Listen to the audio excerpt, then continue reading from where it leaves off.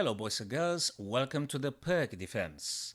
What I want to share with you, it's a variation with white versing the Pirc with black. So I'm going to share with you guys a very solid line, and at the end of it, if you play it in this manner, you should be at least slightly better than your opponent. It's a variation with f3, bishop e3 and queen d2 battery, a little bit resembling the Yugoslav attack. Okay, and also I will exemplify with the game in between two super GMs, and white here is Dmitry Andreikin. So it's a super GM and knows very well what it's doing. Okay, let's just proceed with that.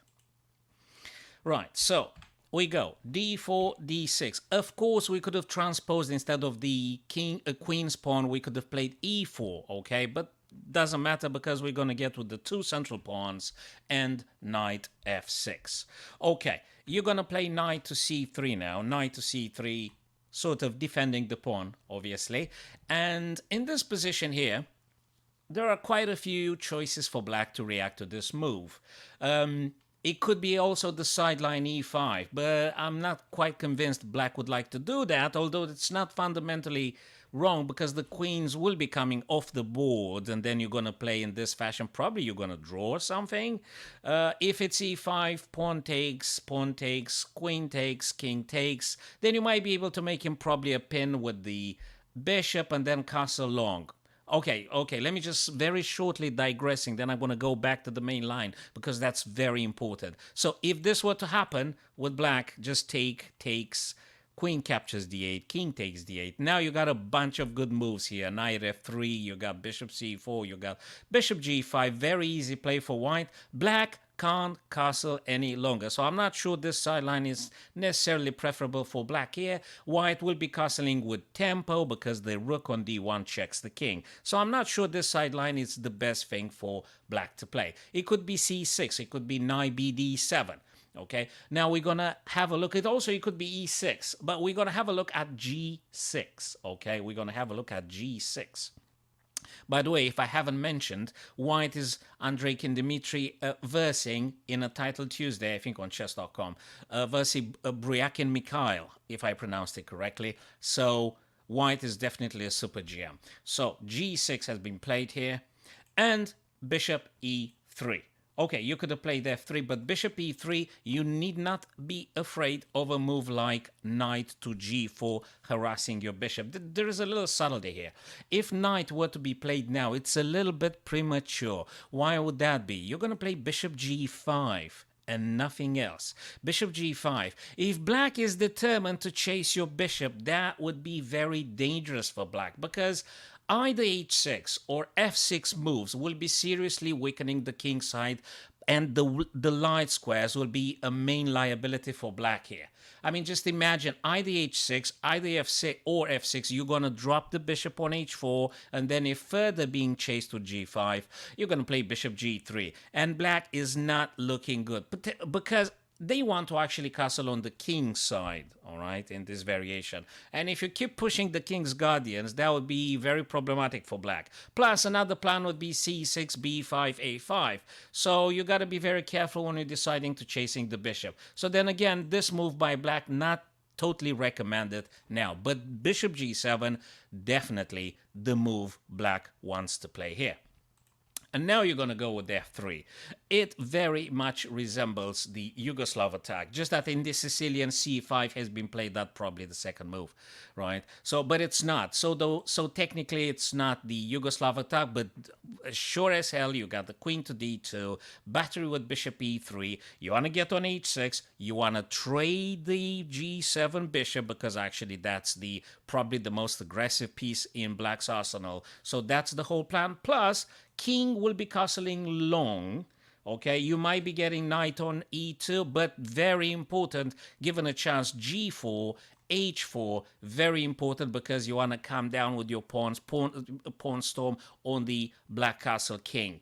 Okay, and black's plan is c6, b5, a5, harassing your knight. Good stuff is, if black plays c6 and b5, even if they keep pursuing, chasing your knight, you actually could be very relaxed because e4 is defended by f3. So f3 plays a couple of functions here. First, you're stopping any black piece incursion, either bishop or knight to g4. That's one. Secondly, you are supporting a g4 advancement, okay? And also, you don't need to worry about the e4 pawn being defended. You know, when black will be playing c6 and b5 and b4, you can play your knight wherever you consider more necessarily important to place that knight. So let's just continue now. Castles for black. Queen d2, exactly as we've discussed, guys. c6. So this is the main plan for black here. You want to do c6 if you're playing black. Nothing wrong in this position. You want to play c6. You want to play b5. You want to move down here. Very often, queen comes on a5. Very often in the Pirc or Pirc, how you want to put it, queen comes on e5 is very, very, very likely. And look, this bishop is not a very happy bishop. It'll take quite a time for them to decide what the heck to do with that bishop. It's a little bit of bad bishop. You've just neutralized it with your move f3. So it might be taking a while for them to do something with that bishop. So now Andreikin played bishop h6.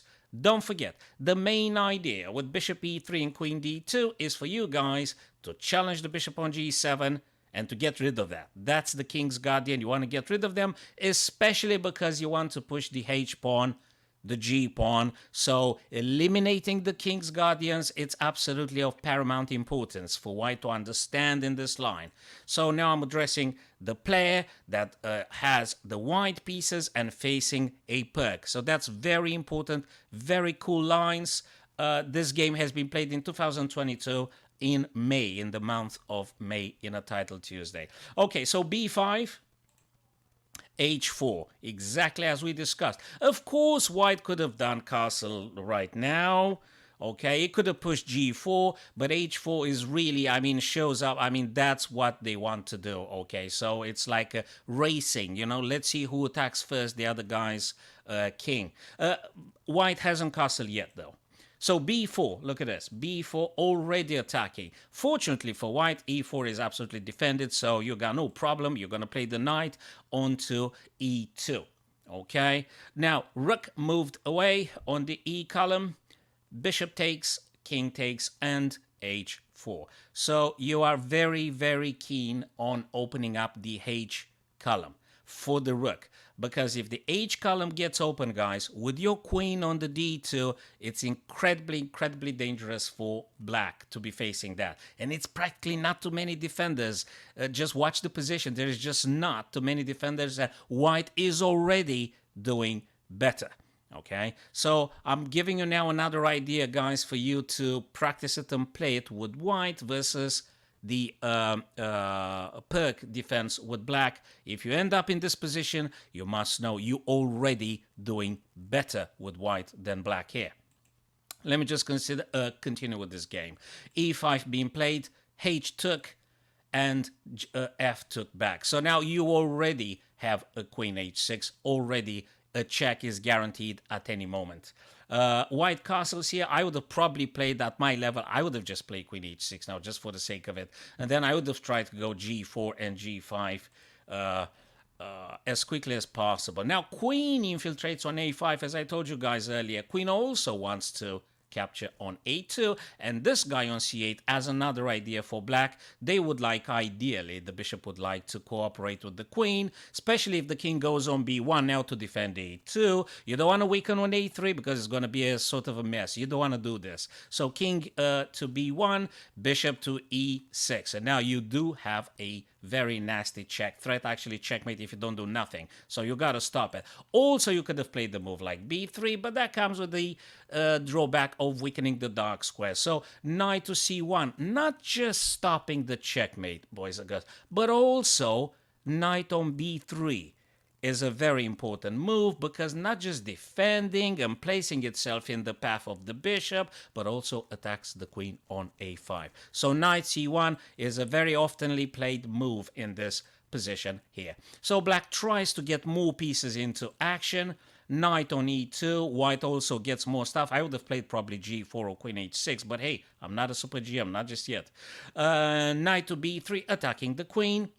Queen moves away, also maintaining the pressure. So you can't really play this guy. You can, but white has got a decisive advantage. Very powerful. G4, the last move, preparing the final nail in the coffin now for the black king.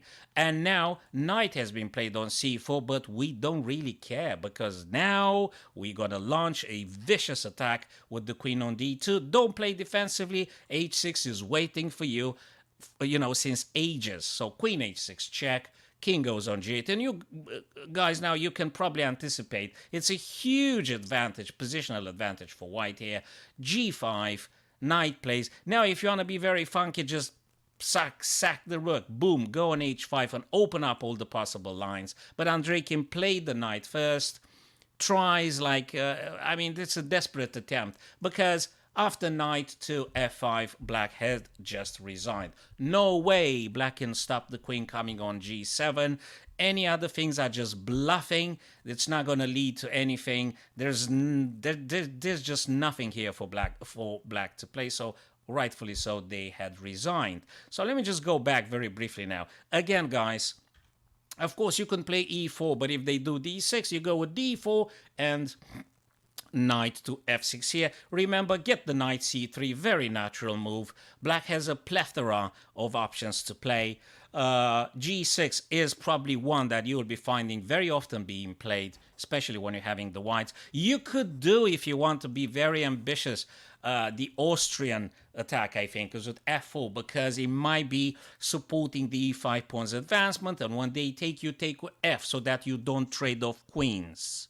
There might be an idea.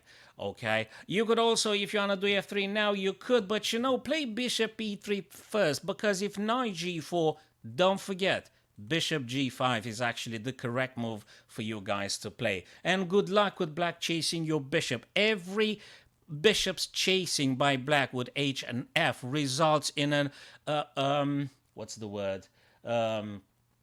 irreversible weakening of the light squares around the black king. So do not be afraid, and black shouldn't chase your bishop, because that would be very bad for the king's safety. So play bishop e3, not a problem. f3, just remember, because they want to play c6 and b5, attacking your knight, so e4 is fully protected, you got no issue. Castling, queen to d2, very important. So that's the idea, like in the Yugoslav attack versus the Sicilian dragon. Exactly the same ideas. Bishop h6, you want to get rid of that bishop. b5, probably coming down. h5, you could have played g4, but h5 is the more challenging move that black needs to pay attention to. So guys, that was a variation with f3, bishop e3, queen d2 for white. This is how you can battle the Pirc or the Pirc defense with white. And I think this game that I've just shown you guys is more than illustrative, and you can get the best of these ideas and put it in your games, guys, and win. Okay, thanks for your time, boys and girls. I'll see you guys very soon with more chess videos.